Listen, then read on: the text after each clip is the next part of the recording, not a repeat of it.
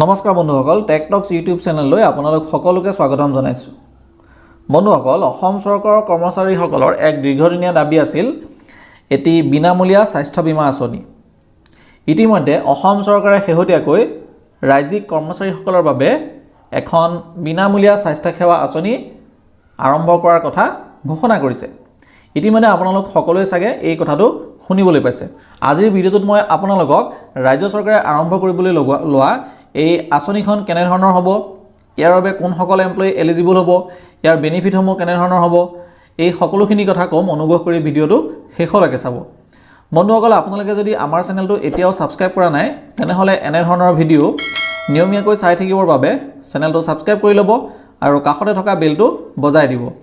আহক তেতিয়াহ'লে আমি দেৰি নকৰি আজিৰ ভিডিঅ'টো আৰম্ভ কৰোঁ। অসম চৰকাৰে ইতিমধ্যে ৰাজ্যিক কৰ্মচাৰীসকলৰ বাবে এখন স্বাস্থ্য বীমা আঁচনি আৰম্ভ কৰাৰ কথা ঘোষণা কৰিছে। প্ৰস্তাৱিত স্বাস্থ্য বীমা আঁচনিখনৰ নাম ৰখা হৈছে ৰাজ্যিক কৰ্মচাৰীৰ স্বাস্থ্য বীমা আঁচনি বা ইংৰাজীত employee health assurance scheme for state employees, চমুকৈ ইয়াক EHAS বুলি কোৱা হ'ব। এতিয়া আমি চাই লোৱা আহক এই আঁচনিখনে কোনসকল কৰ্মচাৰীক সাঙুৰি ল'ব। এই আঁচনিৰ দ্বাৰা ৰাজ্য চৰকাৰৰ সকলো কৰ্মচাৰী আৰু তেওঁলোকৰ পৰিয়ালৰ নিৰ্ভৰশীল সদস্য অৰ্থাৎ ডিপেণ্ডেণ্ট ফেমিলি মেম্বাৰছসকলক এক সামগ্ৰিক স্বাস্থ্য বীমা আগবঢ়োৱা হ'ব। নৱনিযুক্ত কৰ্মচাৰী আৰু তেওঁলোকৰ পৰিয়ালৰ নিৰ্ভৰশীল সদস্যসকলকো এই আঁচনিৰ ভিতৰত সামৰি লোৱা হ'ব। অসম চৰকাৰৰ অধীনত কৰ্মৰত অসামৰিক সেৱাৰ বিষয়াসকলকো এই আঁচনিৰ ভিতৰত সামৰি লোৱা হ'ব। এই এমপ্লয়ী হেল্থ এছুৰেঞ্চ আঁচনিখনৰ বেনিফিটসমূহ কেনেধৰণৰ হ'ব? তালিকাভুক্ত চিকিৎসালয়ৰ জৰিয়তে কৰ্মচাৰীসকলক নগদবিহীন বা কেছলেছ চিকিৎসা আগবঢ়োৱা হ'ব।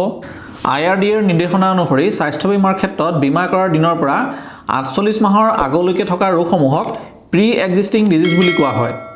বৰ্তমানে বজাৰত উপলব্ধ সকলো স্বাস্থ্য বীমা আঁচনিত প্ৰি এক্সিষ্টিং ডিজিজসমূহৰ সম্পূৰ্ণ লাভ পাবৰ বাবে কমেও 1 বছৰৰ পৰা 4 বছৰ পৰ্যন্ত ৱেইটিং পিৰিয়ড থাকে।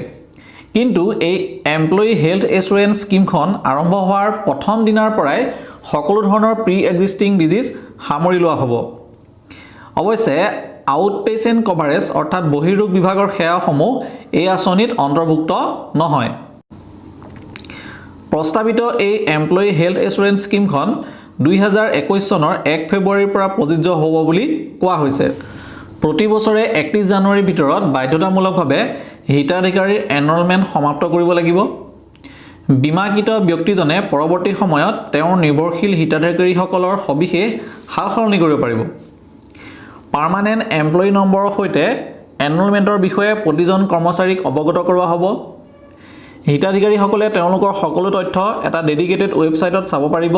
এই আঁচনিখনে কৰ্মচাৰী এজনৰ পৰিয়ালৰ কোনসকল ব্যক্তিক সামৰি ল'ব?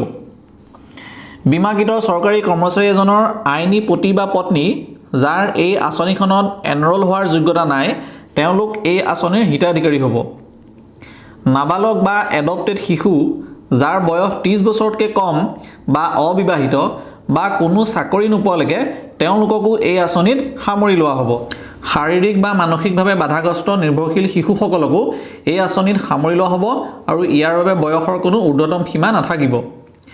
কৰ্মচাৰী এজনৰ নিৰ্ভৰশীল পিতৃ বা মাতৃকো এই আঁচনিত সামৰি লোৱা হ'ব।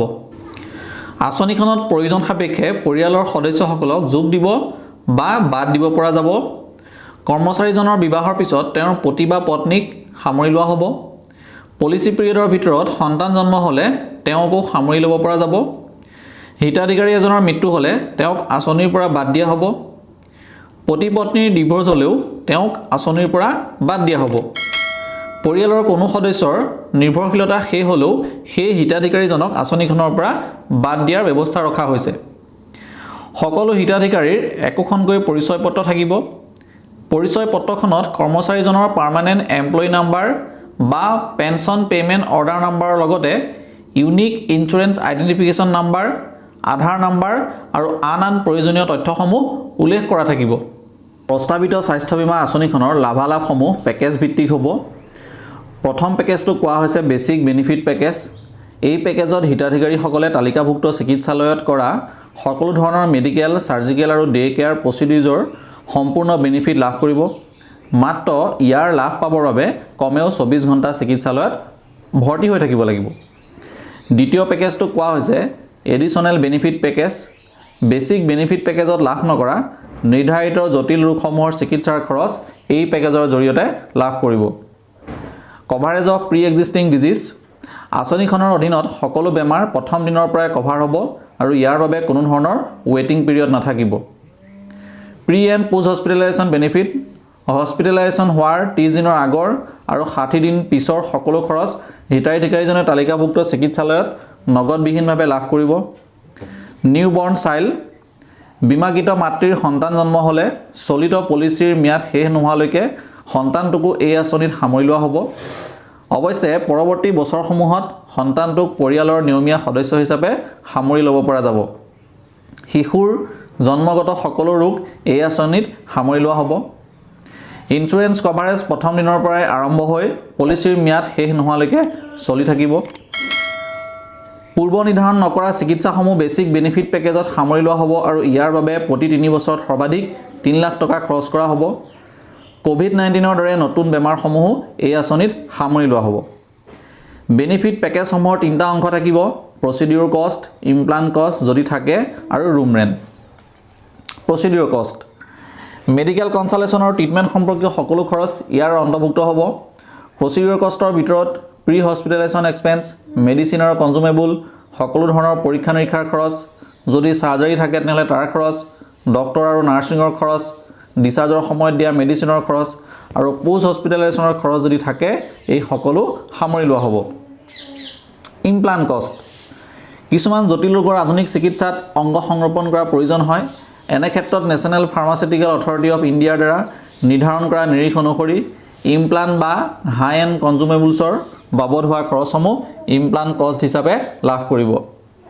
Room charge. জেনেৰেল ৱাৰ্ডৰ বাবে 1000 টকালৈকে, ছেমি প্ৰাইভেট ৱাৰ্ডৰ বাবে 2500 টকালৈকে আৰু প্ৰাইভেট ৱাৰ্ডৰ বাবে সৰ্বাধিক 3500 টকালৈ ৰুম চাৰ্জ লাভ কৰিব। ইয়াতকৈ অধিক খৰচ হ'লে ৰোগীজনে নিজে বহন কৰিব লাগিব। যদি কোনো চিকিৎসালয়ত ৰোগীজনে লাভ কৰা ৰুম চাৰ্জতকৈ কম নিৰিখৰ ৰুম থাকে তেনেহ'লে একচুৱেল চাৰ্জটোহে লাভ কৰিব। প্ৰস্তাৱিত স্বাস্থ্য বীমা যোজনাখনত ফেমিলি ফ্লোটাৰ বেচিছত ছাম ইনচিয়ৰ্ড থাকিব। বেছিক বেনিফিট পেকেজ কভাৰেজ 3 বছৰৰ পলিচি ম্যাদৰ বাবে প্ৰতি বছৰে 5 লাখ টকালৈকে ছাম ইনচিয়ৰ্ড থাকিব। 5 লাখৰ বাৰ্ষিক সীমাৰ ভিতৰত 1.5 লাখ টকা ফিক্স কভাৰেজ হ'ব আৰু 3,50,000 টকা প্ৰতি বছৰে ফ্লোটাৰ বেচিছত লাভ কৰিব পাৰিব। 1.5 লাখ টকাৰ ফিক্স কভাৰেজটো প্ৰতি বছৰৰ বাবে নিৰ্ধাৰণ কৰা হ'ব আৰু প্ৰতি বছৰৰ শেষত শেষ হৈ যাব। ফ্লোটাৰ বেচিছৰ 3.5 লাখ টকা যদি শেষ নহয় আঁচনিৰ পৰৱৰ্তী বছৰবোৰলৈ লৈ যাব পাৰিব। Additional package coverage. Basic benefit পেকেজে সামৰি লোৱা ৰোগসমূহৰ উপৰিও নিৰ্ধাৰিত আন ৰোগসমূহো এডিশ্যনেল পেকেজ কভাৰেজৰ জৰিয়তে এই আঁচনিত সামৰি লোৱা হ'ব। অতি জটিল ৰোগৰ চিকিৎসাসমূহ সামৰি ল'ব পৰাকৈ কমেও 15 কোটি টকাৰ এটা কৰ্পাছ ফাণ্ড গঠন কৰা হ'ব। Payment of premium. যিহেতু চৰকাৰৰ হৈ এটা বীমা কোম্পানীয়ে এই আঁচনিখন পৰিচালনা কৰিব, গতিকে বীমা কোম্পানীটোক প্ৰিমিয়াম পৰিশোধ কৰিব লাগিব। সকলো কৰ্মচাৰীৰ হৈ চৰকাৰে বীমা কোম্পানীক প্ৰিমিয়াম দিব আৰু ইয়াৰ বাবদ কৰ্মচাৰীয়ে কোনো ধৰণৰ টকা খৰচ কৰাৰ প্ৰয়োজন নাই। Period of insurance and period of contract. এই আঁচনিখন অহা বছৰৰ 1 ফেব্ৰুৱাৰীৰ পৰা আৰম্ভ হ'ব আৰু 3 বছৰলৈ চলি থাকিব। Empanel network hospital. 3 ধৰণৰ তালিকাভুক্ত চিকিৎসালয় থাকিব। Category 1 general purpose hospital, category 2 speciality and super speciality hospital আৰু category 3 hospital for transplant surgery. তালিকাভুক্ত চিকিৎসালয়সমূহ চৰকাৰী আৰু ব্যক্তিগত খণ্ডৰ হ'ব আৰু অসমৰ লগতে আন ৰাজ্য যেনে কলকাতা, ভুৱনেশ্বৰ, হায়দৰাবাদ, মুম্বাই, চেন্নাই, বেংগালুৰু, দিল্লী আদিতো এম্পেনেল হস্পিটেল থাকিব। গতিকে বন্ধুসকল, আজিৰ ভিডিঅ'টোত আপোনালোকে অসম চৰকাৰে অহা বছৰৰ 1 ফেব্ৰুৱাৰীৰ পৰা আৰম্ভ কৰিবলৈ লোৱা এমপ্লয়ী হেল্থ ইঞ্চুৰেঞ্চ স্কিমখনৰ বিষয়ে সবিশেষ জানিব পাৰিলে। ইয়াৰ বেনিফিটসমূহ কেনেধৰণৰ হ'ব, কোনসকল এমপ্লয়ী বা তেওঁলোকৰ কোনবোৰ পৰিয়ালৰ সদস্য এই আঁচনিখনৰ লাভ পাবৰ বাবে এলিজিবল হ'ব, এই সকলো কথা নিশ্চয় ভালদৰে বুজিবলৈ সক্ষম হৈছে। আশা কৰিছোঁ আজিৰ ভিডিঅ'টো আপোনালোকে যথেষ্ট ভাল পালে। যদি ভিডিঅ'টো ভাল পালে এটা লাইক কৰিব, আপোনালোকৰ বন্ধু বান্ধৱীসকলৰ লগত ভিডিঅ'টো শ্বেয়াৰ কৰিব আৰু যদি আপুনি আমাৰ চেনেলত নতুন তেনেহ'লে এনেধৰণৰ ভিডিঅ' নিয়মীয়াকৈ চাই থাকিবৰ বাবে চেনেলটো ছাবস্ক্ৰাইব কৰি ল'ব আৰু কাষতে থকা বেলটো বজাই দিব। Thank U.